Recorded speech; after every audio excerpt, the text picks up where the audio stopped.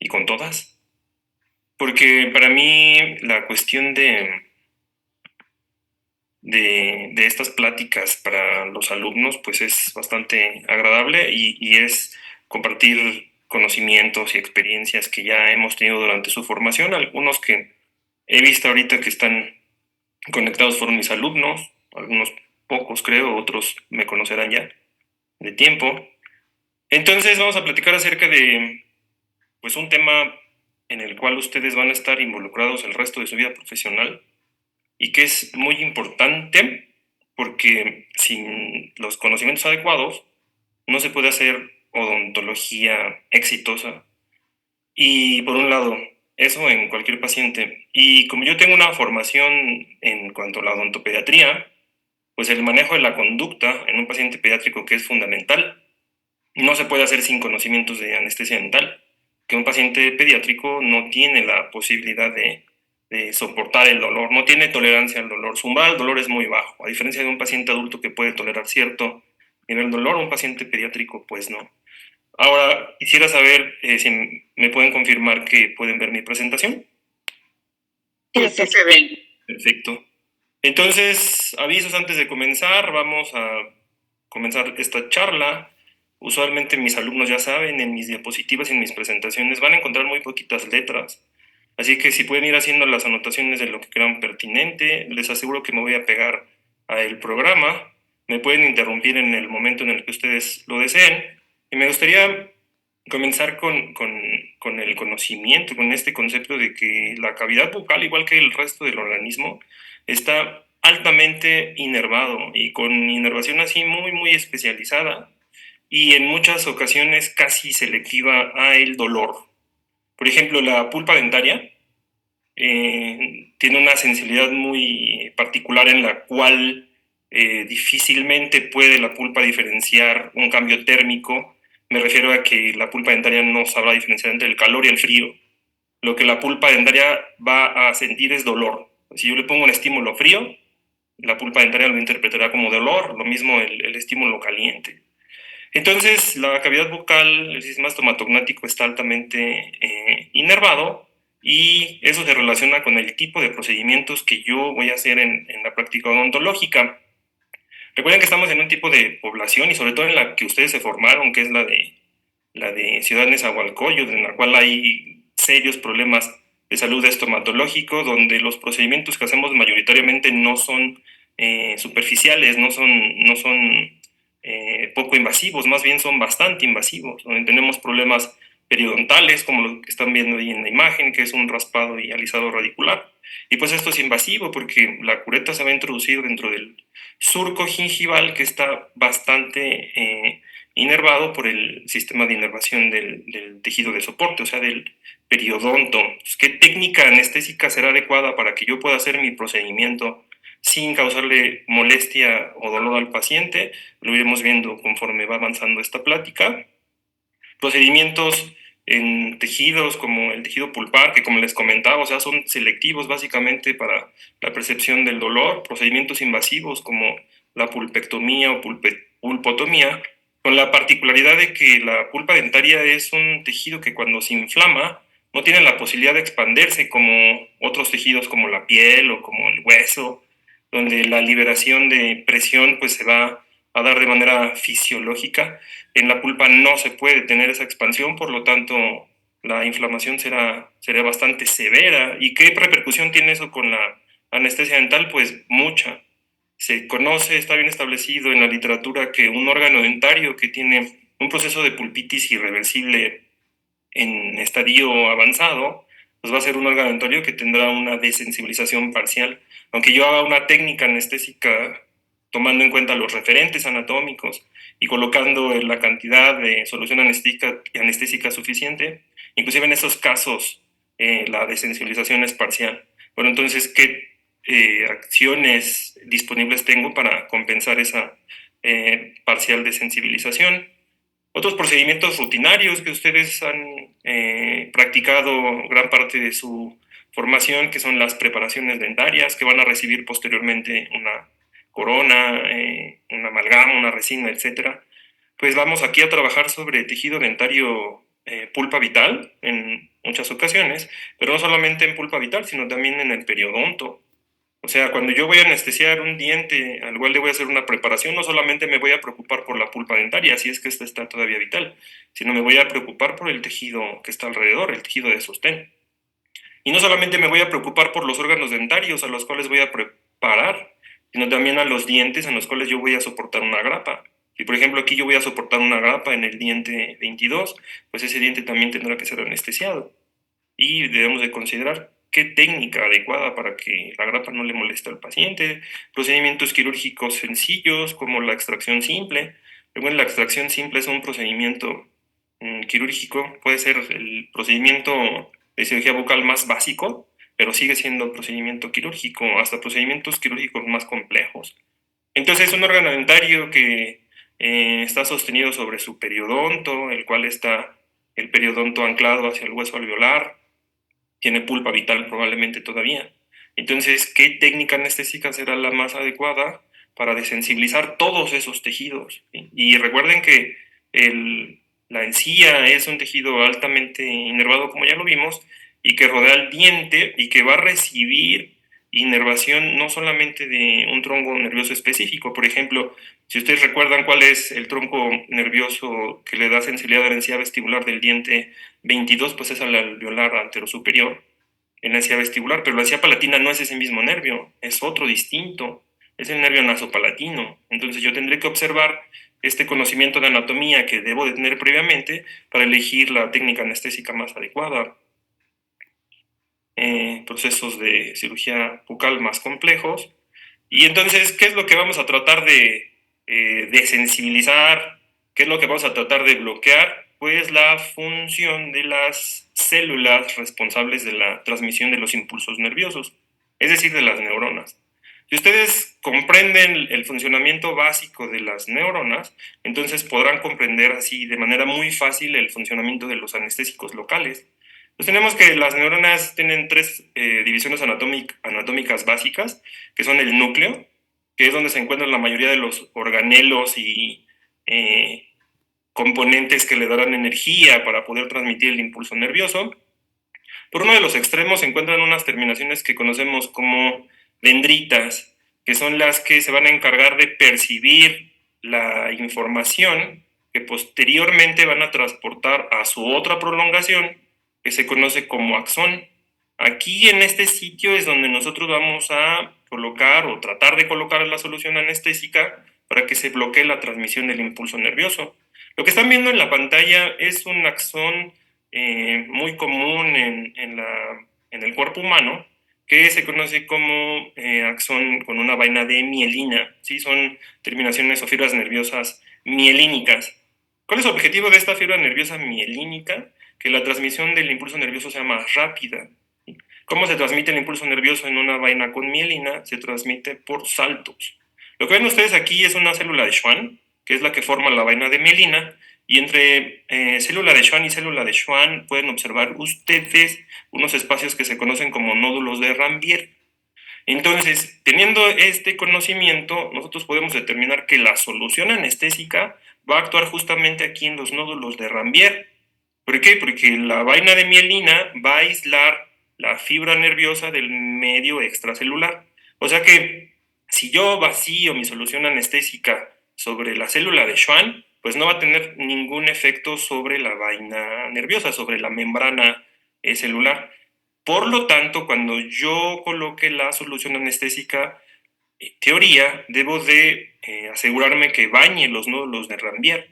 Entonces dice la literatura que para que haga efecto la anestesia de manera adecuada, debo de bañar por lo menos 3 nódulos de Rambier para que la neurona deje de transmitir los impulsos nerviosos. ¿Cómo se traduce esto de manera clínica? Que la vaina nerviosa debe de estar impregnada con solución anestésica de 8 a 10 milímetros. Y la única forma de tener esa longitud asegurada de contacto de la solución anestésica con la fibra nerviosa es asegurándome acercarme a ella. ¿Y cómo me voy a acercar a esta fibra nerviosa? A través de los referentes anatómicos que veremos más adelante. Entonces, nosotros vamos a realizar la anestesia odontológica a través de métodos farmacológicos. ¿Cuál es el método farmacológico? Pues aplicarle a la fibra nerviosa alguno de los dos tipos de anestésicos locales que existen. De hecho, hoy día uno de ellos ya está descontinuado, por lo menos en la práctica odontológica. Ahorita veremos cuál es. Yo puedo ver que básicamente todas las estructuras moleculares de los anestésicos son similares, comparten la complejidad molecular, tanto los ésteres como las amidas. Entonces, estos son los dos tipos de anestésicos locales que existen. Ésteres o amidas. Todos los anestésicos locales en su composición química van a tener dos extremos y una cadena intermedia. Uno de los extremos es un extremo que se le conoce como la parte aromática, que tiene cierta condición lipofílica, o sea, es selectivo, es afín hacia la solubilidad en la grasa, ¿sí? En los lípidos. Y por el otro lado voy a tener otra porción, pero esta va a ser hidrofílica, ¿sí? De su capacidad de ser hidrofílica es la de disolverse en el agua, que entonces tanto ésteres como amidas comparten estas dos características. ¿Qué es lo que va a diferenciar unas de otras? Pues la composición de su cadena intermedia, ¿sí? Entonces, la cadena intermedia es la que va a tener más variaciones dependiendo si son amidas o ésteres. De hecho, el primer anestésico local que se propuso, como bien lo saben seguramente, es la cocaína. Tenía muchos efectos adversos y desventajas, no tenía duración y por sí misma no tenía efecto anestésico profundo. Entonces, después del uso de la cocaína, que fue un éster, se propusieron varios ésteres posteriormente, pero por ahí de la década de 1900, de los 40 del siglo pasado, se sintetizó por primera vez la primera amida, que es la lidocaína. Entonces, de hecho, la lidocaína fue la primera amida sintetizada y hasta el momento es el estándar de oro de los anestésicos locales tipo amidas. Es decir, a partir de la lidocaína es que se comparan los otros compuestos. Pues para poder conocer cómo funcionan los anestésicos locales y comprender su función, existen dos teorías básicas. Básicamente, en cuanto a los ésteres, particularmente la benzocaína, dice que la molécula del éster se va a fijar sobre la membrana lipídica, ¿sí? Y entonces la membrana lipídica la va a deformar. Y esta deformación a su vez va a deformar y va a ocluir los canales selectivos al sodio. Para que esta neurona pueda transmitir los impulsos nerviosos aquí en la membrana celular, debe de abrirse los canales selectivos al sodio, entra el sodio al citoplasma y entonces de esa forma se lleva a cabo el impulso nervioso. La benzocaína deforma la membrana celular y por lo tanto se ocluyen los canales selectivos al sodio. A ese tipo de teoría anestésica se le conoce como expansión de la membrana. ¿Y cómo funcionan las amidas? Pues estas funcionan a través de una teoría que se le conoce como el receptor específico.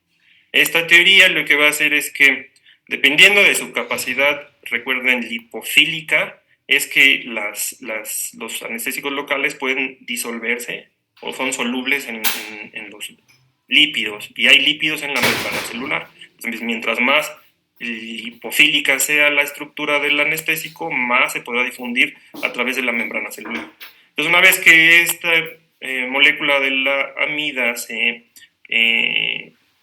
solubiliza en la membrana celular, su molécula se va a situar justamente en los canales selectivos al sodio.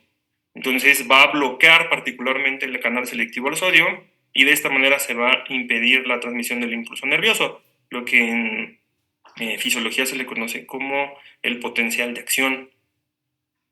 Viendo ya más particularmente las características de los anestésicos, vamos a ver que todos estos que ven en la pantalla son amidas, ¿sí? Tenemos amidas que comienzan a actuar muy rápidamente, como por ejemplo dentro de las más rápidas son la articaína, la lidocaína. Vean cómo ambas comparten su periodo de latencia, que son de 5 minutos. ¿Qué quiere decir esto de periodo de latencia?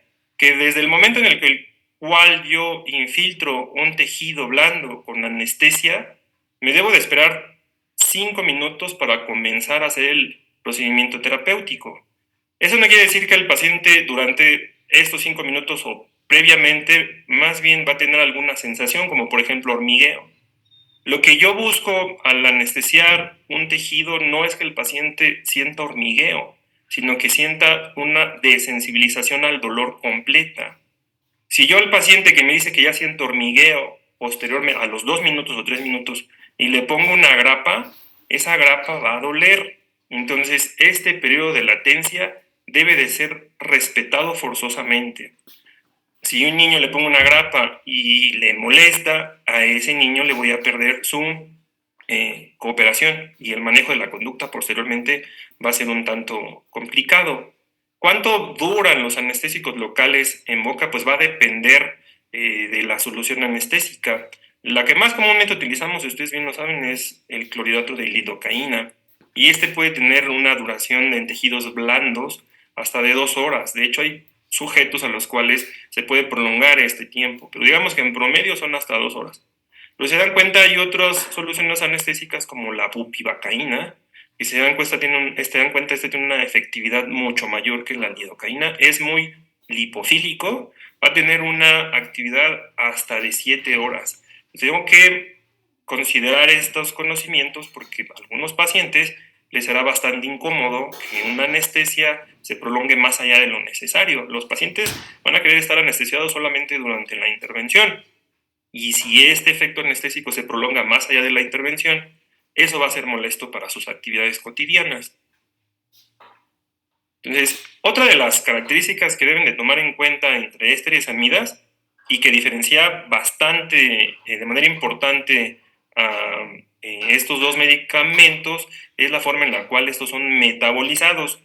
El metabolismo es parte de la farmacocinética, como ustedes lo conocen, y es muy necesario para que el medicamento posteriormente sea eliminado del organismo.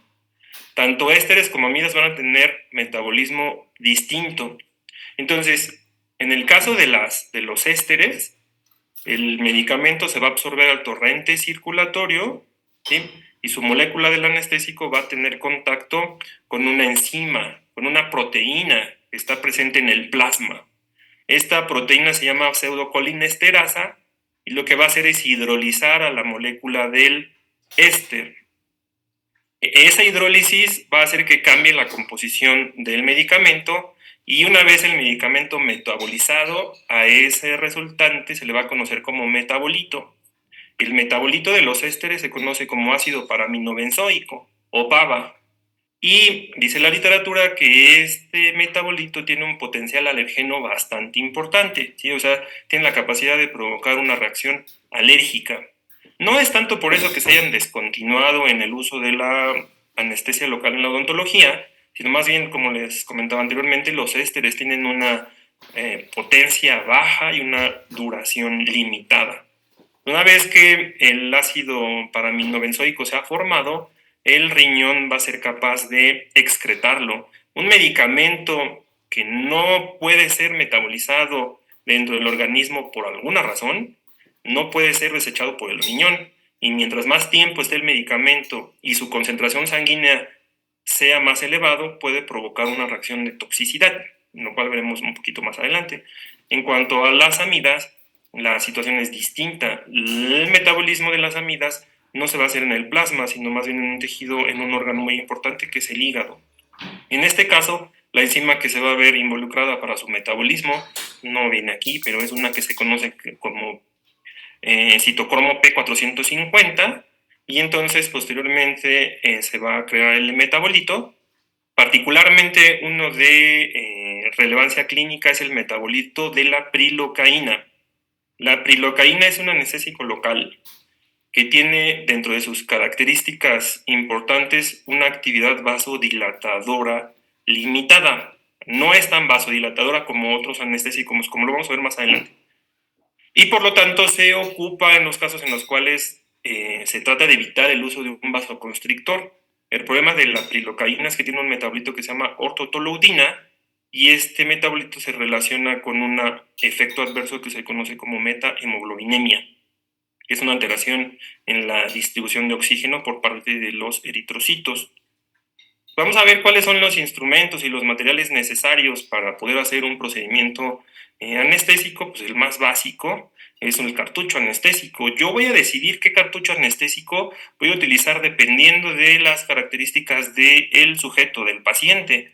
Es decir, esto de la anestesia no es una receta de cocina en los cuales le administro la solución anestésica la misma a todos los pacientes y la misma cantidad a todos los pacientes. Hay muchas características que nos hacen elegir distintos tipos de medicamentos y distintas dosis. Entonces yo voy a elegir cuál es el que más me conviene dentro de las características de los cartuchos de anestesia que se comparten, pues son 2 porciones de silicón. Una porción de silicón, que es la que ven aquí, que es la que se va a introducir en el arpón de la jeringa Carpool, que veremos un poquito más adelante, y otra porción de silicón que es donde se introduce la aguja odontológica. Y estos dos tapones de silicón deben de estar íntegros. Yo debo de ver que no deben de estar desacomodados, que no hay falta de sellado, para que la solución anestésica, la técnica anestésica sea exitosa. ¿Cuánto tiene una solución anestésica? ¿Qué componentes tiene un cartucho de solución anestésica y que yo voy a aplicarle al paciente? Pues son varios los componentes. Yo lo que veo a simple vista pues es agua, ¿sí? Es agua inyectable, ¿sí? Es la solución en la cual están diluidos los siguientes elementos, los elementos restantes.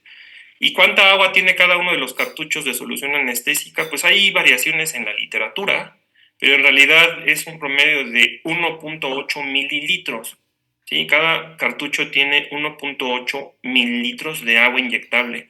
Y en esos 1.8 mililitros de agua inyectable van a estar disueltos los otros elementos anestésicos. La sal de la anestesia, que puede ser lidocaína, articaína, etc. Y usualmente un bisulfito, que es el antioxidante de los vasoconstrictores y que usualmente estos bisulfitos, estos antioxidantes, son los responsables de las reacciones alérgicas y no tanto la molécula del anestésico, que es también bastante relevante y muy relevante para elegir en la técnica anestésica que yo voy a realizar, pues el tipo de aguja, ¿sí? Cada técnica anestésica va a necesitar un tipo de aguja específico. Y en cuanto a las agujas odontológicas, podemos determinar dos características importantes de relevancia. Uno es el calibre, ¿sí? Lo que estamos viendo aquí en la pantalla son los 3 calibres más comunes de agujas odontológicas que se encuentran disponibles en el mercado. El calibre más delgado es el que se le denomina como calibre 30. El calibre intermedio que están viendo aquí es el calibre 27 y el calibre más grueso el calibre 25. Dice la literatura que mientras más delgado va a ser el calibre, voy a cometer o voy a tener más probabilidades de que la aguja se doble dentro del tejido y por lo tanto no siga una inserción recta dentro del tejido blando y eso me puede disminuir la eficacia de la anestesia. Ustedes pongan, acuérdense por ejemplo de las técnicas tronculares como la dentaria inferior, en donde tienen que hacer una profundización importante de la aguja odontológica y que esta aguja dentro del tejido se mueva y que ustedes no están muy seguros de cuál es la dirección exacta que están ocupando.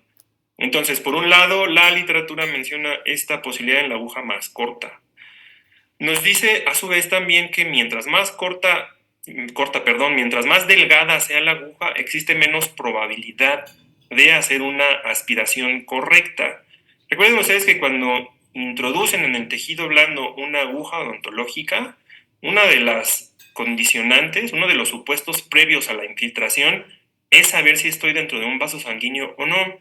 Eso es muy relevante para evitar la concentración plasmática elevada de la solución anestésica.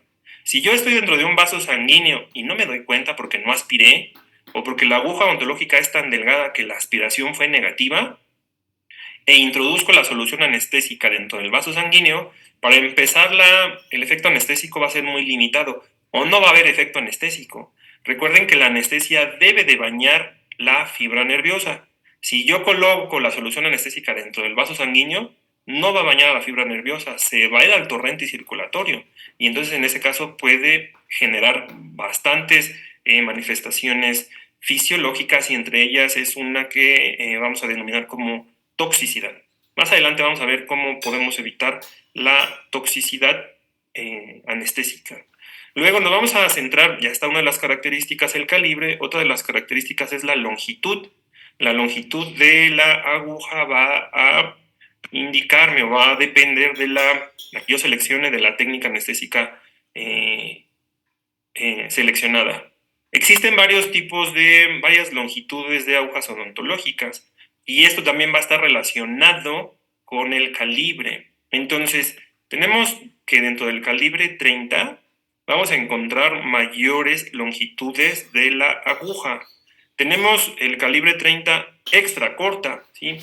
El calibre 30 extra corta, la longitud de la aguja va a ser de 12 milímetros más o menos 1 milímetro. De hecho,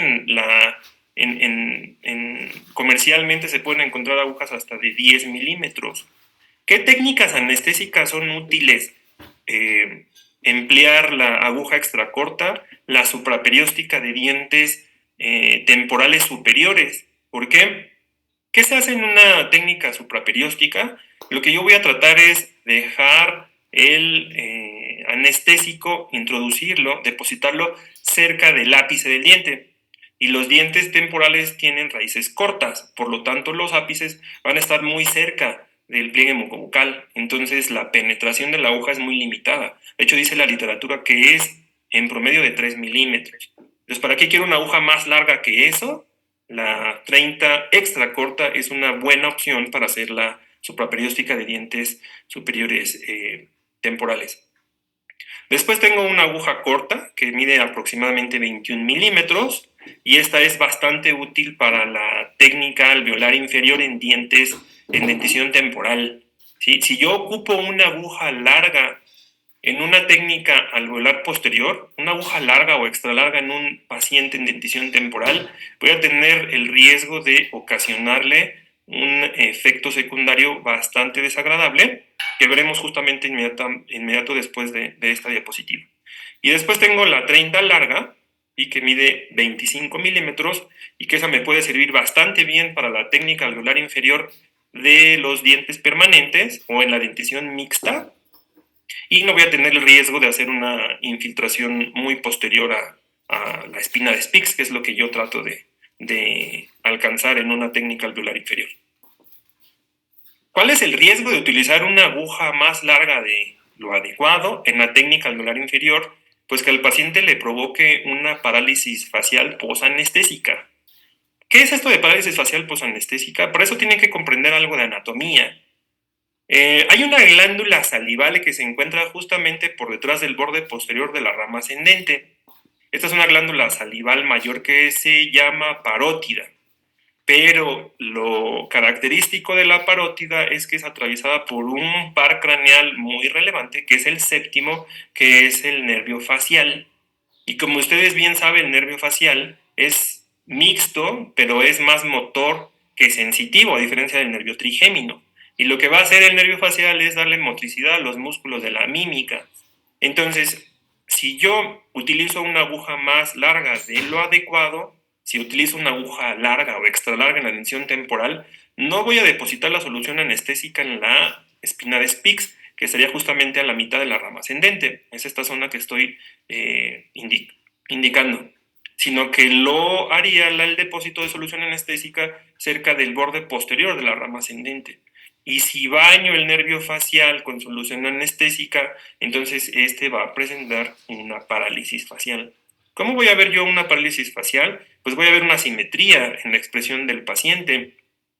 A ver, usualmente cuando yo doy clases me gusta preguntar y como tenemos tiempo corto, me gustaría que me contestaran lo más rápido que puedan. Díganme, en esta niña, ¿cuál es el lado afectado? ¿El lado derecho o el lado izquierdo?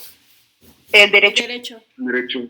El derecho, por supuesto. ¿Y cómo lo saben? Porque el derecho ha perdido la capacidad de contracción. Los músculos, aunque no estén en uso, tienen cierta tonicidad, ¿sí? Una tonicidad normal que hace que los músculos estén equilibrados. Imagínense que este músculo ha perdido su tonicidad normal, entonces el lado contrario lo va a jalar. Lo que estoy viendo aquí es una parálisis facial posanestésica del lado derecho. Esto es transitorio, es decir, ¿en cuánto tiempo le voy a decir? La mamá se va a preocupar bastante, se va a salir de la consulta y le va a ver esta cara y no va a ser nada, nada agradable para la mamá. El paciente, lo más seguro es que ni cuenta se va a dar. El que se va a dar cuenta va a ser el responsable. Y entonces nos va a preguntar, bueno, ¿y esto dentro de cuánto tiempo se le va a pasar? La mayoría de las parálisis faciales posanestésicas son rápidamente solucionadas. ¿Y cuánto tiempo va a tardar? Pues el tiempo que haga efecto la solución anestésica. Dice la literatura que si a las 2 horas se va a dejar de sentir el efecto anestésico, yo le voy a decir que va a haber un promedio de 2 horas de persistencia de esta parálisis. Pues, ¿cómo voy a prevenir la parálisis? Utilizando la aguja adecuada. Y mi indicación y mi recomendación es aguja corta, 21 milímetros en la dentición temporal, y aguja larga, 25 milímetros en la dentición permanente. La aguja extra larga, que mide más de 30 milímetros, se ocupa en casos muy específicos, ¿sí? Casos raros, ¿sí? Excepciones. Entonces, ahorita no me gustaría concentrarme en esa aguja tan larga, sino en las anteriores. Sin embargo, si yo no lo pude prevenir y ya se presentó, y se va a presentar de manera inmediata, o sea, ¿en cuánto tiempo? En 5 minutos. Si mi periodo de latencia de la lidocaína o de la articaína, que es de 5 minutos, me dice la literatura que es lo que comienza a actuar, pues en 5 minutos después de la infiltración se va a presentar este problema. ¿Sí? Pues va a ser rápido. El problema de la parálisis facial es que el paciente no va a poder parpadear y entonces la conjuntiva del ojo se va a deshidratar. ¿Qué hacemos en estos pacientes? Le ponemos un parche con micropor y de esa forma el globo ocular no se va a deshidratar. Necesitamos también tener observancia relevante de las características de la Carpool. En el mercado hay muchos tipos de jeringas Carpool y yo tengo que seleccionar la adecuada, y lo que están viendo ustedes es la básica, ¿sí? Lo que tienen que observar son estas características que deben de cumplir para ser funcional. Para empezar, debe de contener este pistón, un arpón. Este arpón sirve para introducirse en uno de los émbolos de silicón que previamente les indiqué, y solamente de esta forma van a poder hacer una aspiración y asegurarse de que no están en un vaso sanguíneo. Si su jeringa no tiene arpón, entonces su jeringa no sirve. Sí, hay unas presentaciones donde esto está plano y en esas jeringas no se puede hacer la aspiración. Sí, entonces esta es una de las características que me gustaría indicarles. Después el diseño pueden ser varios. Por ejemplo, aquí estamos viendo una específica para la inyección intraligamentaria. Y inclusive hay hoy día hasta jeringas Carpool digitales. En realidad yo tengo mis reservas con el uso de estas jeringas. Dice que son asintomáticas. Eso en realidad no es del todo cierto. En realidad se va a seguir utilizando obviamente una aguja odontológica. Lo que dice el fabricante es que esta jeringa lo que me va a hacer es un depósito muy lento y muy constante de la solución anestésica, o sea, por goteo. Y de hecho esa es una de las características que nosotros observamos en el manejo de la conducta, que cuando infiltramos no hacemos una infiltración rápida, no hacemos una infiltración por chorro, hacemos una infiltración lenta por goteo. Y hasta donde yo tengo entendido, esa infiltración por goteo puede ser con una jeringa Carpool convencional. Pero bueno, está esta opción y cada quien la considerará. Esta es otra de las tablas bastante importantes y que me van a poder determinar la dosis que yo le voy a aplicar a mi paciente. Entonces, me voy a referir a dosis máxima. Lo que vamos a determinar aparte de este momento no es la dosis que forzosamente le debo de poner al paciente, sino el número de cartuchos que me puedo permitir si es que mi técnica fracasó. Por ejemplo, si hago una técnica dentaria inferior y la primera vez fracasó, bueno, ¿cuántos cartuchos tengo de posibilidad sin al paciente provocarle una toxicidad? Para eso voy a observar el primero de los datos, que es el peso del paciente. Si yo me dedico a la odontología y en mi consultorio o en mi clínica no tengo una báscula, estoy haciendo la odontología mal, sobre todo en niños y sobre todo en niños pequeños, porque si no tengo una báscula no voy a poder determinar cuántos cartuchos le puedo poner al paciente. Entonces ese es el primero de los datos relevantes, el peso. El segundo de los datos relevantes es la dosis ponderal, es decir, lo que me dice la literatura de lo que le puedo poner al paciente de solución anestésica dependiendo de su peso. Entonces, por ejemplo, aquí observamos que la articaína va a tener una dosis ponderal de 7 miligramos por cada kilogramo de peso que el paciente pese. Vamos a revisar no todos, la articaína, la lido y la mepi. La lidocaína, esto según la FDA, y ahorita vamos a ver que existen otras tablas que varían. Según la FDA, la lidocaína tiene una dosis ponderal similar a la articaína, que son 7 miligramos por kilogramo de peso, y la mepivacaína 6.6 miligramos por kilogramo de peso. Y después me dice, bueno, esto yo lo calculo dependiendo del peso, pero si tengo un paciente, digamos que con sobrepeso y pesa más de 100 kilos, más de 120 kilos, entonces no le voy a poner tantos cartuchos como me indique su peso. O sea, va a llegar un momento en el cual yo voy a tener un tope. Entonces, en el caso de la bupivacaína son 90 miligramos. Ahorita vamos a ver cómo vamos a transformar este dato en cartuchos. En la lidocaína 500 miligramos. ¿Cuánto será eso en cartuchos? Ahorita lo vemos. En la articaína en esta tabla no me da ese dato. Espero que le hayan tomado una captura a esta imagen. Pero honestamente, y les digo por mi formación en la odontopediatría, a mí me gusta más la tabla que de guía de práctica clínica de la Asociación Americana de Odontología Pediátrica, porque me limita, me disminuye la dosis ponderal. Entonces, miren, fíjense, aquí comenzamos con la lidocaína, y ya sea con vasoconstrictor o sin vasoconstrictor, va a ser 4 miligramos por kilogramo de peso. De hecho, hoy día la guía de práctica clínica de la AAPD ya no considera la lidocaína simple. ¿Por qué? Porque la lidocaína simple no tiene un efecto tan profundo en la pulpa, y el efecto que tiene en la pulpa es muy corto en cuanto al tiempo. Dice que hasta de 5 minutos. Entonces, si yo le voy a hacer una pulpotomía al paciente, esos 5 minutos son los que me voy a tardar en marcar apenas el dique, ¿sí? En aislarlo. Entonces, necesito un medicamento que me promueva una duración en la anestesia pulpar, pues más prolongado. La articaína son 7 miligramos por kilogramo de peso, y la mepivacaína 4.4 miligramos por kilogramo de peso. Y luego, entonces ya tengo los dos datos: peso, la dosis ponderal, y el tercero de los datos es qué tanto de solución anestésica, o más bien qué tanto de miligramos de las sales de los anestésicos tienen cada cartucho. Esto es bien fácil de determinar. Por ejemplo, la articaína comercial viene en una concentración del 4%. ¿Qué quiere decir esto de concentración del 4%? Que cada mililitro que tenga el cartucho va a tener 40 miligramos de articaína. Por lo tanto, un cartucho de 1.8 mililitros va a tener 72 miligramos de articaína. Eso es lo que tiene un cartucho comercial de articaína. Vámonos a la Lido, que es muy utilizada. La Lido y la MEPI son muy utilizadas en la odontopediatría. Entonces, la lidocaína viene al 2%. Siempre la van a encontrar así de manera comercial, odontológicamente hablando. ¿Qué quiere decir este 2%? Que cada mililitro de lidocaína va a tener 20 miligramos. Y por lo tanto, el cartucho va a tener 36 miligramos de lidocaína. La mepivacaína tiene un poquito de variaciones. Cuando es mepivacaína con vasoconstrictor, la mepivacaína va a estar al 2%, va a tener una menor concentración de la sal. Pero si se encuentra sin vasoconstrictor, la mepivacaína va a tener 3%, o sea, 30 miligramos cada mililitro. Pues acuérdense de estos datos. La articaína tiene 72 miligramos cada cartucho, la lidocaína tiene 36 miligramos, y la mepivacaína con vasoconstrictor 36 miligramos. Entonces ya tengo los tres datos básicos.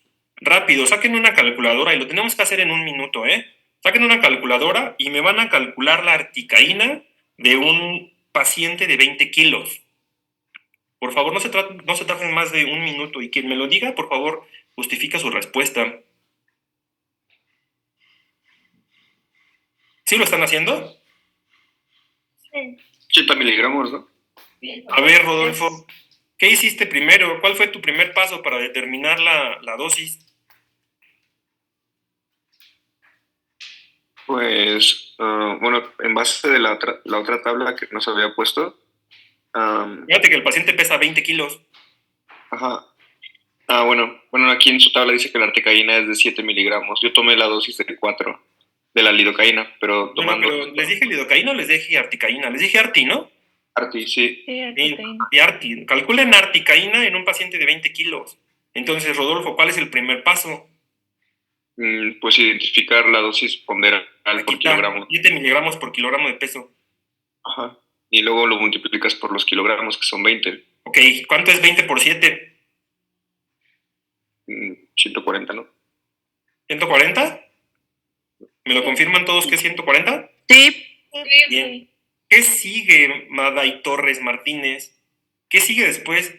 Yo ya determiné que al paciente de 20 kilos, Maday, le puedo poner 140 miligramos de articaína, pero eso clínicamente no es tan útil, ¿sí? Yo tengo que eso transformarlo a algo. A ver, por aquí levantó la mano alguien, Rocío. ¿Qué sigue? Tenemos que hacer los cartuchos. Se tiene que dividir entre el gramaje que tiene cada cartucho. En este caso serían 72. Así es, entonces 140 entre 72. ¿Cuánto da, Sofía Ramírez? Es 1.9. Entonces a ese paciente, si le redondeamos, le ponemos poner 2 cartuchos de articaína. ¿Qué quiere decir esto de que le puedes poner 2 cartuchos? No quiere decir que si le voy a hacer una dentaria inferior, le tenga que poner forzosamente los 2 cartuchos. No quiere decir eso.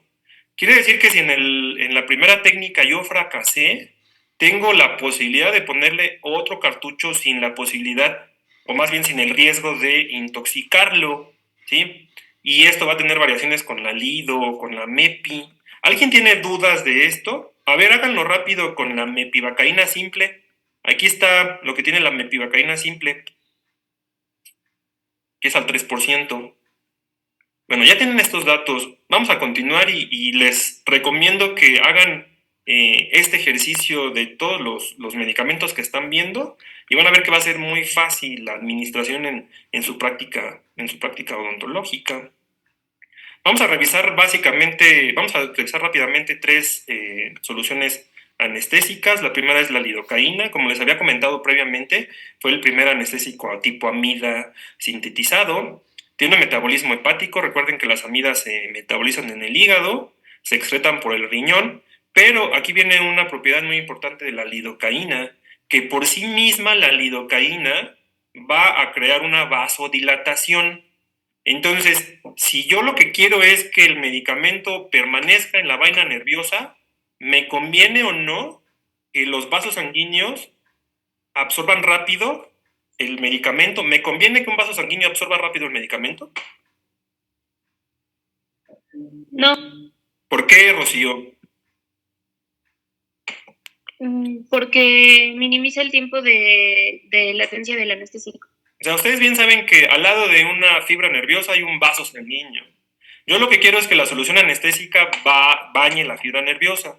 Pero si el vaso sanguíneo es bañado con lidocaína simple, ese vaso sanguíneo se va a hacer más grande y por lo tanto va a absorber más rápidamente la solución anestésica y se va a ir a sangre, ¿sí? Y entonces, si se absorbe rápido, pues el tiempo de contacto de la solución anestésica con la vaina nerviosa va a ser limitado y va a desaparecer. Es por eso que la lidocaína simple es muy poco útil clínicamente. Ustedes bien saben cómo se puede contrarrestar este efecto vasodilatador, pues con el uso de epinefrina y con el uso de algún vasoconstrictor. Los más comunes es la epinefrina y la felipresina, que son distintos, su actividad es distinta. Su vida media es de 90 minutos, es decir, la mitad de la solución anestésica se va a eliminar más o menos a la hora y media y tiene un potencial alergeno mínimo. Una vez en alguna presentación, un profesor decía que en una plática como esta no está bien visto hablar de marcas comerciales, pero yo creo que un odontólogo debe de conocerlas porque es la base de la elección de los distintos medicamentos. Entonces, lidocaína con epinefrina, pues tengo varias casas comerciales que la comercializan. ¿Sí? La más común, o la que a mí me gusta y que sí yo he corroborado por lo menos de manera personal que es más efectiva, pues es la lidocaína FD en la casa de Seiko. No le estoy haciendo publicidad, yo no tengo nada que ver con esa casa comercial, pero a mí me ha funcionado más. La Unicil es también lidocaína con epinefrina, y hoy día una casa comercial que está produciendo y que se está introduciendo en los anestésicos locales, pues es Septo.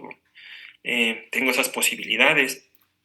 La mepivacaína es un anestésico que también es amida, pero ven aquí la característica de la mepivacaína es muy importante, muy curiosa.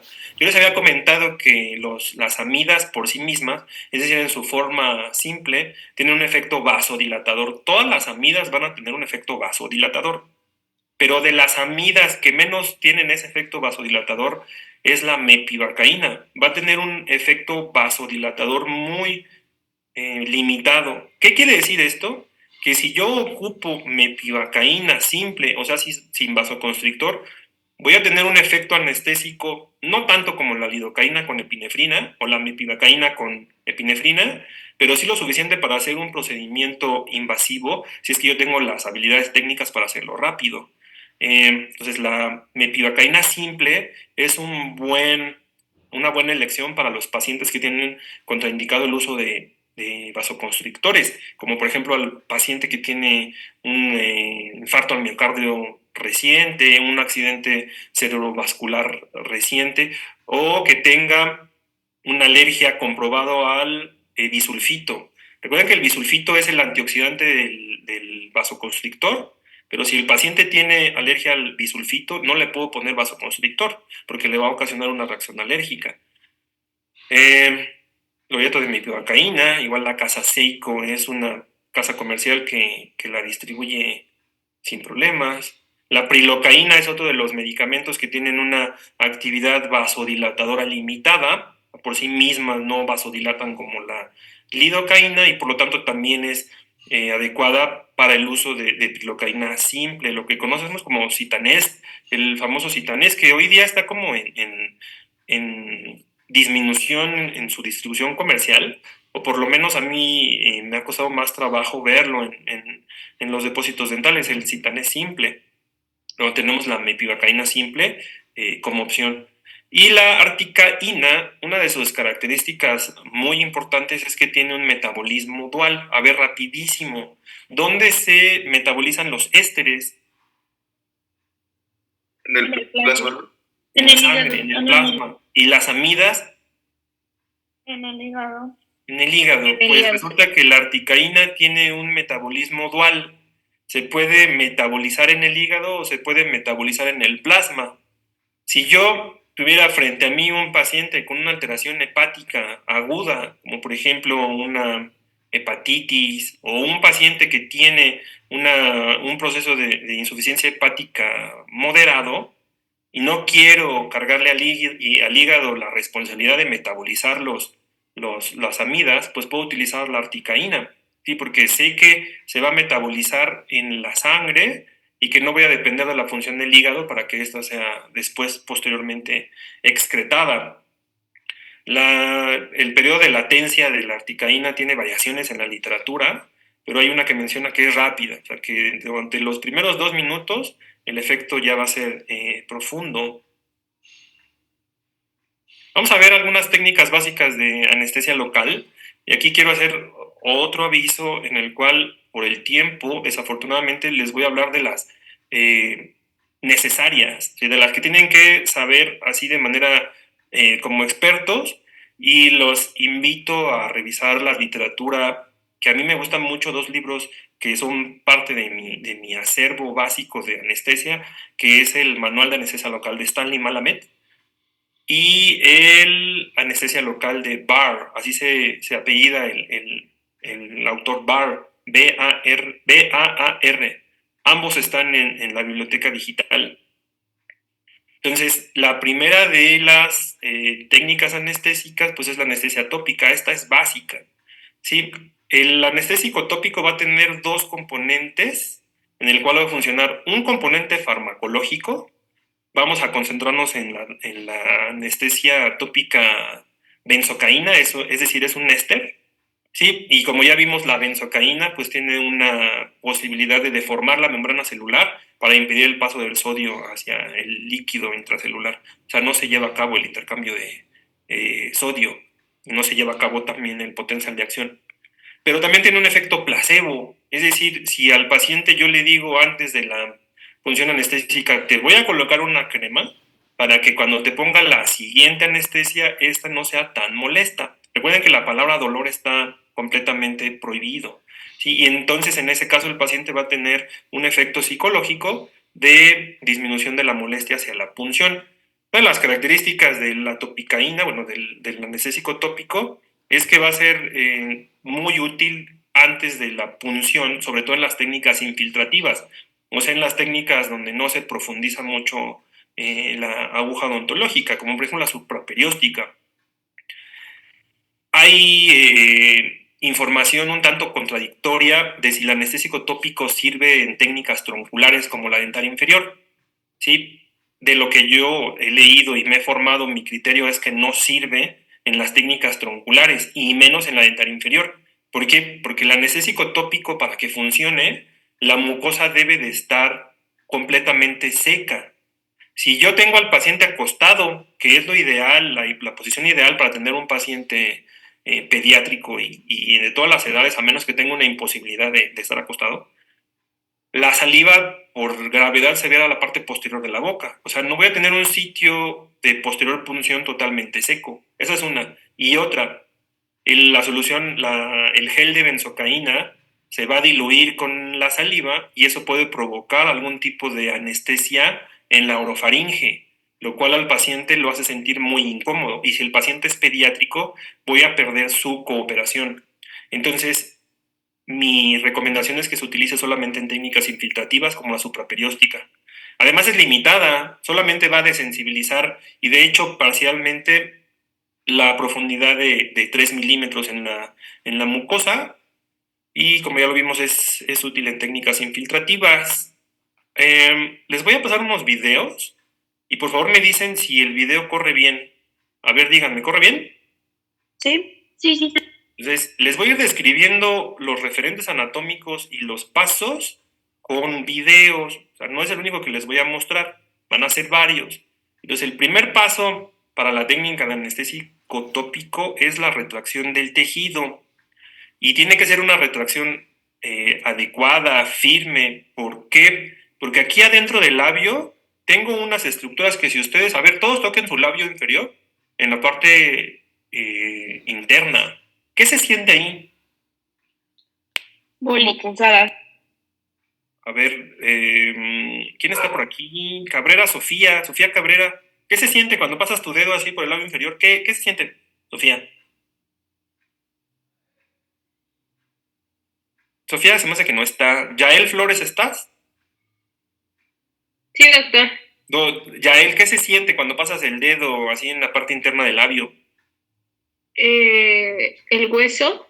No, no hay hueso aquí en el labio. Así me agarras el labio así. La mucosa. La mucosa. Sí, la mucosa, pero hagan presión y díganme qué se siente cuando hacen presión. Pequeñas glándulas. Así es, son glándulas. ¿Y qué tipo de glándulas son? Son pequeñas glándulas salivales, ¿no? Así es, son glándulas salivales menores. Bien.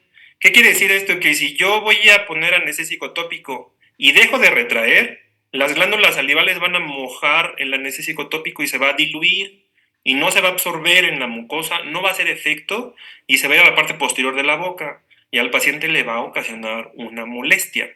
El primer paso del anestésico tópico es retracción del tejido. Segundo paso, el secado del tejido. Ahí yo lo hice con una gasa, pero lo pueden hacer con un hisopo de algodón. O sea, en el hisopo tiene dos extremos de algodón. Con un extremo secan y con el otro extremo aplican el gel de topicaína. Otra, existen presentaciones de anestésico tópico varias, en solución, en pequeños... como en pequeñas ruedas de tela impregnada de anestésico, en gel. El que yo considero que es el más adecuado en el paciente pediátrico es el gel de benzocaína. Pues una vez que yo he secado, vean la cantidad de topicaína que le puse a mi torunda de algodón. O sea, si ustedes tuvieran aquí un cotonete, van a dividir al cotonete en 3, ¿sí? Van a formar tercios. Y solamente en el tercio superior, el que va a tener contacto con la mucosa, es donde van a poner el gel de benzocaína. ¿Por qué? Porque debe de ser limitada la cantidad que yo le voy a poner a la mucosa. Es decir, no va a ser mejor efecto si yo le pongo una gran cantidad de gel, va a ser el mismo. Pero vean cómo no dejé de retraer. Y yo seguí retrayendo, nunca de hecho dejo de retraer, todo el tiempo lo hago. Y me voy a esperar el periodo de latencia de la anestésico tópico, que es de 2 a 3 minutos. Si yo le doy una embarradita y posteriormente procedo a hacer la punción, solamente va a tener el efecto placebo, no va a tener el efecto farmacológico. ¿Cuál es uno de los efectos secundarios del anestésico tópico? Que, como les había comentado, el metabolito de los ésteres es la ortotoluidina, que puede provocar metahemoglobinemia, ¿sí? La metahemoglobinemia es la alteración en las características de la hemoglobina y posteriormente la disminución en la oxigenación de los tejidos. Lo que van a ver en sus pacientes que les provocaron meta, pues es cianosis, ¿sí? O sea, le van a ver los tegumentos en una coloración pálida y azulada, grisácea. Cuando el paciente presenta la metahemoglobinemia, no hay manejo odontológico. Ese paciente está en riesgo de su vida y debe de ser remitido al servicio de urgencias, ¿sí? Inmediatamente.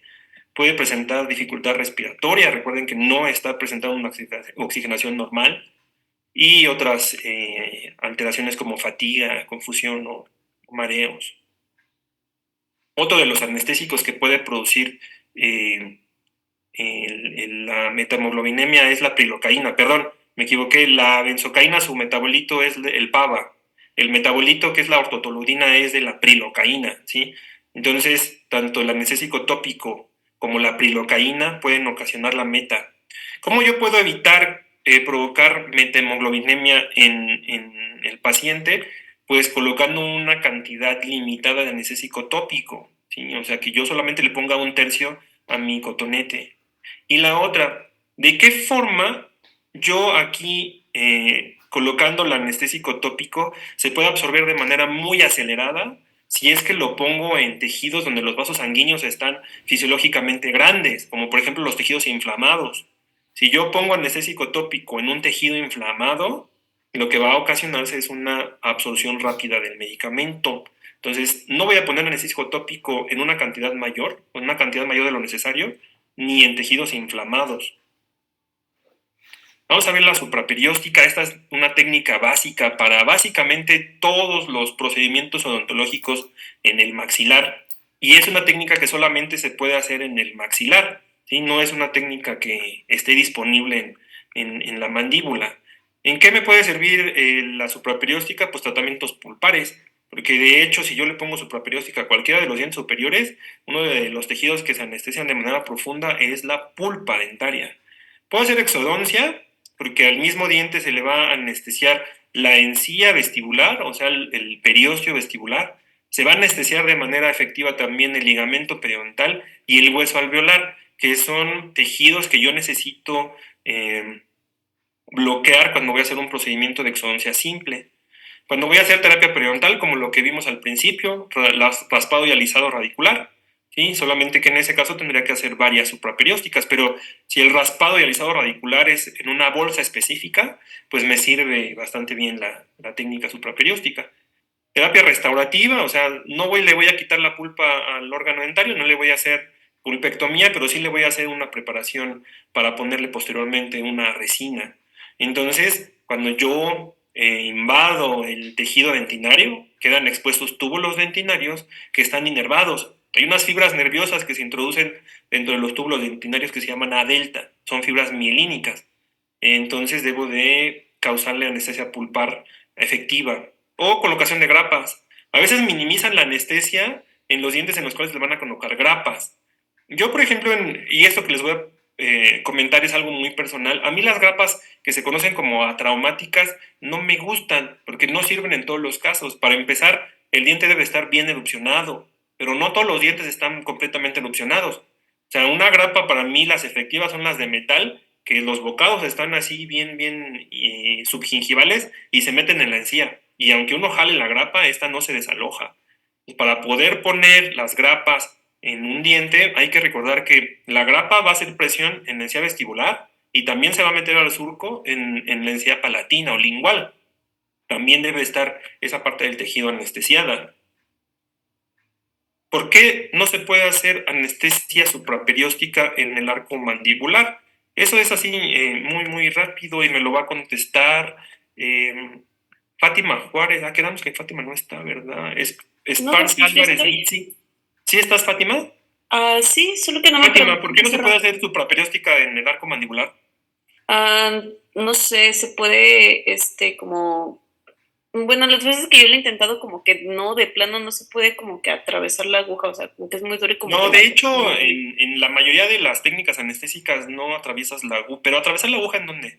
Bueno, no es como que atraviese la aguja, pero ponerla como que viene en la mucosa, como que cuesta mucho trabajo y como que baila la aguja, pues como que de plano no se puede. Ok. Bueno, al menos las veces que yo lo he intentado. A ver, Jimena Gutiérrez. Bueno, tengo entendido que es porque el hueso es más denso en la mandíbula que el maxilar. Tiene una cortical, es más hueso compacto, su cortical es más compacta, sobre todo en la región premolar y molar. Por eso no se puede hacer en esos dientes supraperióstica. O sea, no se va a difundir la solución anestésica al ápice, que es lo que yo quiero lograr con una anestesia supraperióstica. Y como en el maxilar el hueso es más esponjoso, o sea, la cortical va a ser menos densa, como bien lo dice Jimena, pues sí hay posibilidad de difusión del anestésico al ápice. Por eso en la mandíbula no sirve la supraperióstica y en ese caso tendría que ocupar una técnica troncular. Entonces, vamos a ver los referentes anatómicos con este video. El primero de los referentes anatómicos es esta parte más profunda del labio y del carrillo. ¿Cómo se llama esta parte más profunda del labio y del carrillo? Fondo de saco. Fondo de saco. Sí, fondo de saco, es como me lo decían mis profesores ya grandes. Hoy día creo que se conoce más como pliegue mucobucal. Entonces, vamos a decirle pliegue mucobucal, que es la parte más profunda del labio o el carrillo. ¿Por qué ese es un referente anatómico bien importante? Porque es el sitio de punción. Si yo hago una retracción del tejido, miren, en este caso, cuando yo pongo supraperióstica en los dientes anteriores, la retracción del labio lo hago con los dedos, ¿sí? Agarro mi dedo pulgar y mi dedo índice como si fueran una pinza y retraigo el labio. Pero cuando lo hago en el sector posterior, la retracción lo hago con el espejo. Si mi retracción es inadecuada, si no tengo buena iluminación o si el paciente tiene el cuello, el mentón muy pegado hacia el tórax, no voy a ver bien las estructuras. Cuando yo voy a hacer este tipo de procedimiento, debo de alzarle la cabeza al paciente y pedirle que vea para atrás o totalmente yo tomar su arco superior y hacer un movimiento para que voltee hacia arriba y de esa forma voy a ver más efectivamente los tejidos. Entonces, el pliegue mucobucal es el sitio donde yo voy a hacer la punción. Primer referente anatómico. Segundo referente anatómico, la corona del diente. ¿Por qué la corona del diente? Yo les había comentado que lo que yo intento es depositar la solución anestésica en el ápice, pero el ápice no lo veo. El ápice está dentro del hueso. Lo podría ver o lo podría estimar con una radiografía y para saber su profundidad. Para conocer su posición yo veo la corona, la inclinación de la corona. Si la corona está relativamente, digamos, verticalizada como este diente, pues sé que el ápice va a estar en la misma línea y entonces mi dirección de mi solución, de mi aguja va a ser paralelo al eje mayor. Pero ¿qué pasaría si la corona de este diente está mesializada? Si la corona de un diente se mesializa, hacia dónde se va el ápice? Es pregunta, ¿eh? Si esta Hacia corona la parte de atrás. hacia la parte de atrás, ¿a qué te refieres? ¿Hacia palatino? Hacia posterior, hacia palatino. No. Si la corona se mesializa, Dirección distal. así es, se va hacia el lado contrario. Si la corona se mesializa, el ápice se distaliza. Entonces ya no voy a poner al mismo nivel de la corona la solución anestésica, sino la voy a poner hacia distal, que es donde yo estimo que está el ápice. Y si la corona se distaliza, el ápice se mesializa. Entonces ese es el segundo referente anatómico. ¿Cómo es la técnica? Pues acuérdense que previamente puse anestésico tópico. Yo la técnica supraperióstica les recomiendo que la hagan con una aguja extra corta, por los motivos que ya comentamos previamente. Primero voy a introducir el bisel. No introduzco nada más que el bisel. ¿Por qué? Porque cuando yo voy a hacer una técnica anestésica voy a procurar que esa técnica no sea molesta. Y si solamente introduzco el bisel, voy a disminuir la molestia de la punción y de la técnica en general. A ver, lo más molesto en la técnica anestésica son dos tiempos. El primero que es la punción, y para evitar la molestia de la punción pongo anestésico tópico e inicialmente solo introduzco el bisel y ahí deposito unas pequeñas gotas para que comience el tejido, digamos que a aclimatarse, a identificar la sensación de la solución anestésica. Esas gotas no son para que se desensibilice y no duela, ¿no? Es para que el organismo tenga la naturaleza de lo que se va a sentir. Dime, Jorge. Doc, no sé si ahí me escucha. ¿Ahí me escucha? Sí te escucho, Jorge. Muy bien. Tengo una pregunta. Ahorita que comentó lo de la aclimatación, algunos doctores que acostumbran a calentar los cartuchos o a ponerlos a temperatura ambiente con un encendedor o con las manos. ¿Eso en realidad sí genera una diferencia notable o no es muy perceptible para el paciente? Hay una pregunta muy interesante, Jorge. Hay dos formas de hacer las cosas, empíricas o científicas. ¿Cuánto tiempo, Jorge, tú crees que debes de dejarle el fuego al cartucho? ¿A cuántos grados crees que deba de calentarse, Jorge? No lo sé, supongo que tendríamos que igualarlo a la temperatura corporal interna, Así es. ¿no? Para que no haya diferencia entre la temperatura, tendría que ser, vamos a poner la media, 36.5 grados centígrados. ¿Cuánto tiempo le voy a dejar el cartucho para llegar a 36.5 grados centígrados? ¿Alguien me puede contestar eso? Yo tengo una pregunta bien fácil. ¿No lo ¿Teniéndola entre sé? nuestras manos? Pues no lo sé. ¿Cuánto tiempo tendrías que dejarlo en las manos para que se calentara? Yo la verdad es que no lo sé. Tendría que tener un aditamento, una caja con un termómetro y agua calentándose y que ese termómetro sea constante en 36.5 y ahí dejar los cartuchos durante un tiempo. Pero eso, digamos que no es clínicamente viable, no es cómodo. Entonces, Jorge, tenemos otras formas para evitar que la infiltración duela. La primera es introducir el bisel. La segunda es depositar unas gotas de solución anestésica. Entonces, de esa forma no va a haber un cambio grande, una percepción tan severa del cambio de temperatura, ¿sí? Y el siguiente paso es profundizar lentamente. Entonces, otra acción para disminuir la molestia de la técnica anestésica. Si yo mi aguja la voy introduciendo muy lentamente, el tejido no lo va a percibir, ¿sí? El cerebro no lo va a detectar. Vean lo que hago con mis dedos, por favor.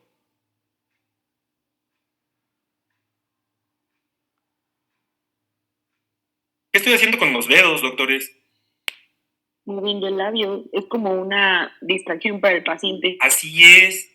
Remítanse a las veces que se han caído, se han pegado en la rodilla. Entonces, naturalmente, o sea, de manera innata, ustedes se soban. ¿Y cuál es, digamos que el fundamento fisiológico?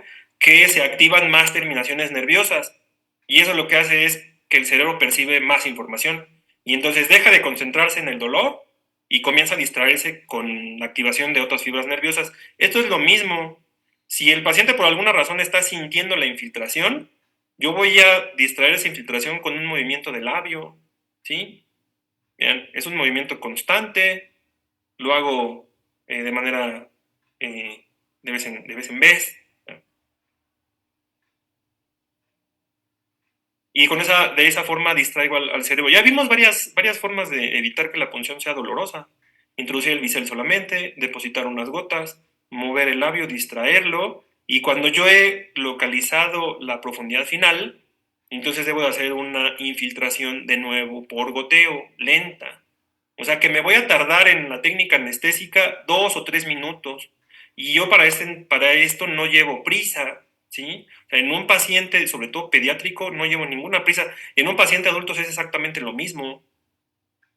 Como anestesia en un paciente adulto igual, solamente que aquí la aguja va a tener que ser más larga. O sea, de 21 milímetros puede ser la adecuada, porque aquí en el paciente adulto el ápice va a estar más profundo, tendré que profundizar más y la aguja adecuada puede ser la de 21 milímetros. Vean, esta es una variación de la técnica. Este es un pacientito de 2 años y yo les puedo comentar que la técnica anestésica más dolorosa o de las más dolorosas es la palatina directa y la alveolar, la supraperióstica de la región anterior. Entonces a este pacientito, a Rafita, le puse previamente solución anestésico tópico, pero vean la variante de la técnica. Vean, es tan superficial que comienza a verse el depósito de solución anestésica. Este es un paciente de 2 años, entonces yo espero que va a tener una reacción como la que están viendo. Pero ¿cuál es la variante? A ver, ¿quién me puede decir cuál es la variante? La profundidad de la infiltración. La profundidad en la supraperióstica sí es muy limitada, o sea, aquí solamente el puro bisel.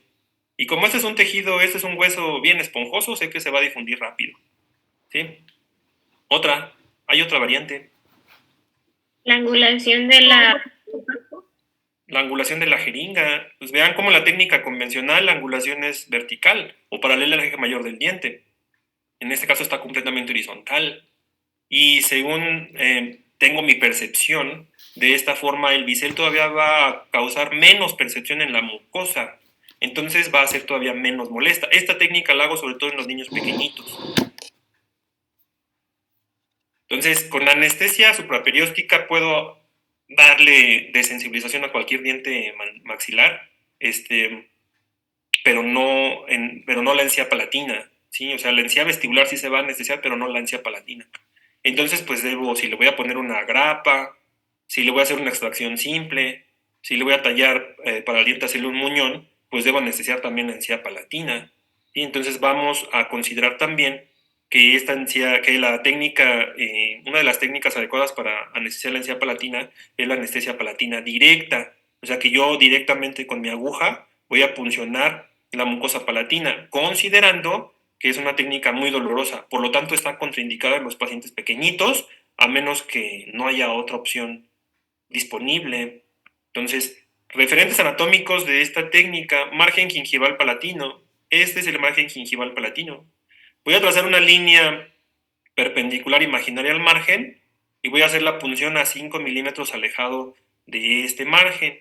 Entonces, le pido al paciente que abra grande.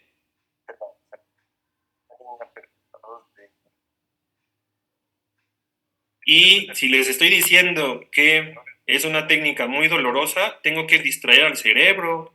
Y aquí lo estoy distrayendo con presión.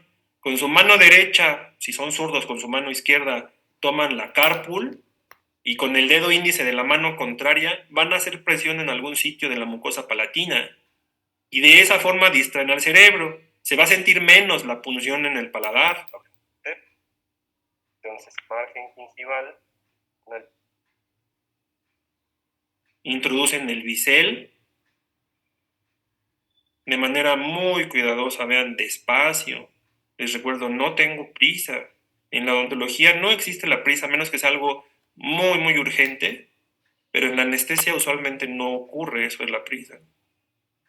De hecho, me voy a encontrar casi inmediatamente el hueso. La mucosa palatina es muy delgada.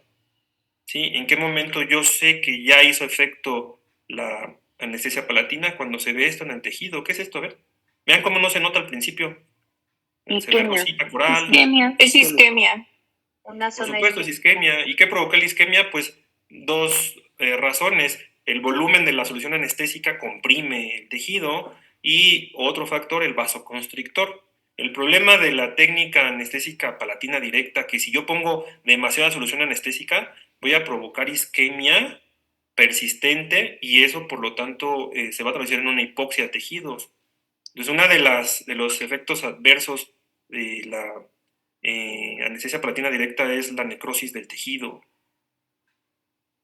¿Sí? ¿Cómo voy a solucionar? Lo va a solucionar el mismo organismo. ¿Sí? Todas las úlceras solucionan por sí mismas. Solamente voy a evitar que se sobreinfecte. ¿Y cómo voy a evitar que se sobreinfecte? Pues con el uso de un antiséptico como la clorexidina. Y voy a evitar que el paciente curse con dolor. Una forma para evitar el dolor en mucosas es el uso de el único de los AINES de forma tópica, que es la benzidamina, nombre comercial Bantal. ¿Cuál es la técnica que yo voy a hacer en los niños? O sea, si les digo que la técnica directa es contraindicada en los pacientes pediátricos, ¿cuál voy a hacer? Pues de manera ideal la intrapapilar. Pues lo que voy a hacer es considerar a los referentes anatómicos que es la misma papila interproximal. Por ejemplo, aquí le voy a poner anestesia intrapapilar al diente 54. Entonces tiene 2 papilas. La desventaja de esta técnica es que debo de hacer 2 punciones. Entonces, en la base de la papila distal, que es la primera que yo elijo, voy a introducir el bisel. Previamente ya hice una anestesia supraperióstica. Entonces, esto no se va a doler, esto no se va a sentir. En teoría, esto no se debería de sentir. Y voy a profundizar lentamente hasta donde yo considero que es la mitad de la distancia entre la papila vestibular y la papila palatina. Eso lo debo de hacer por distal, lo debo de hacer por mesial y debo de comenzar a ver la isquemia.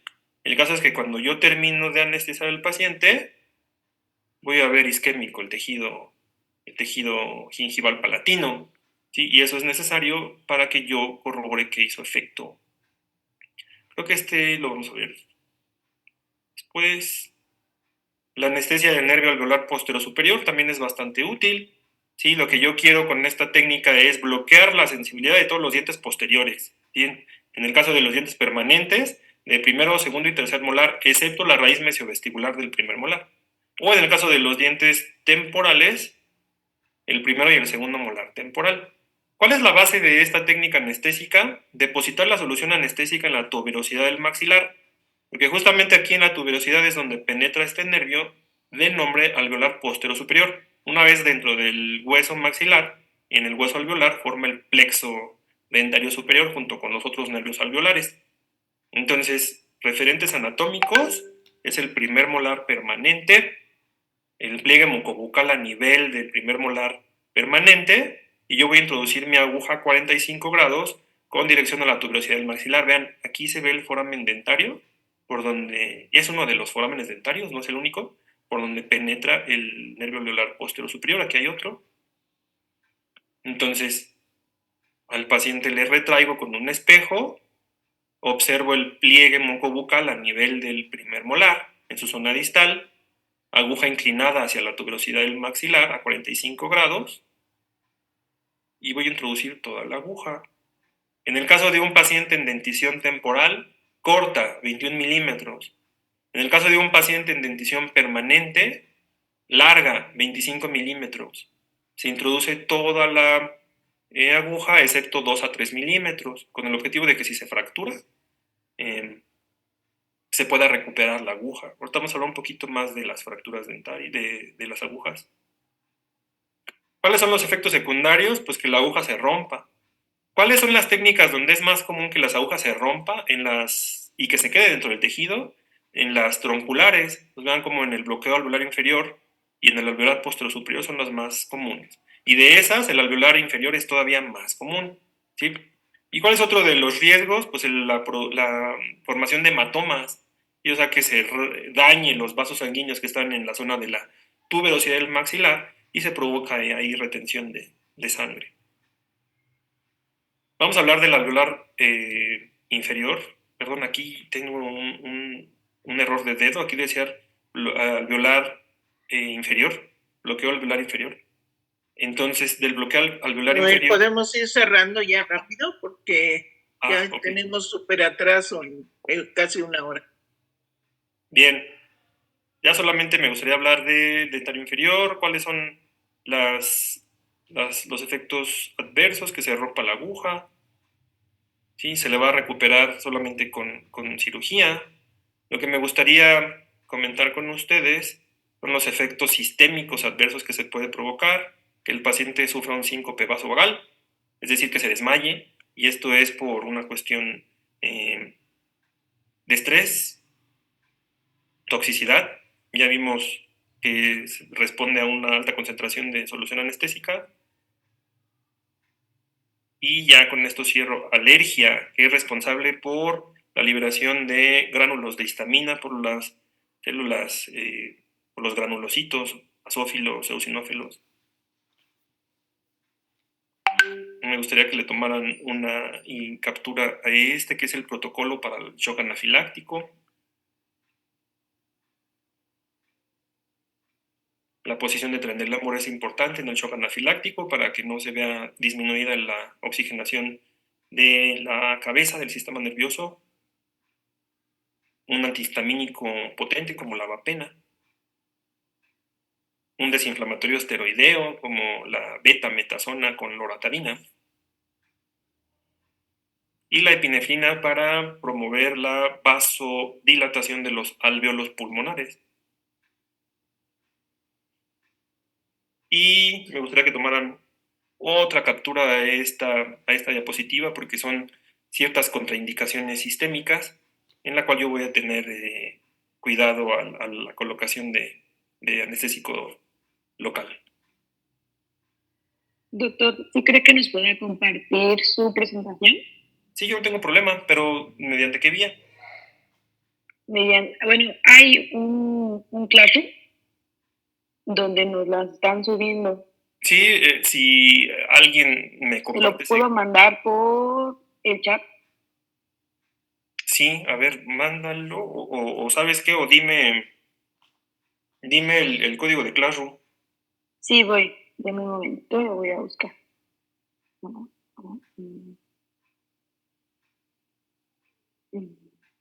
También se lo puede enviar a El la código es U6, U, P de papá, U número 6,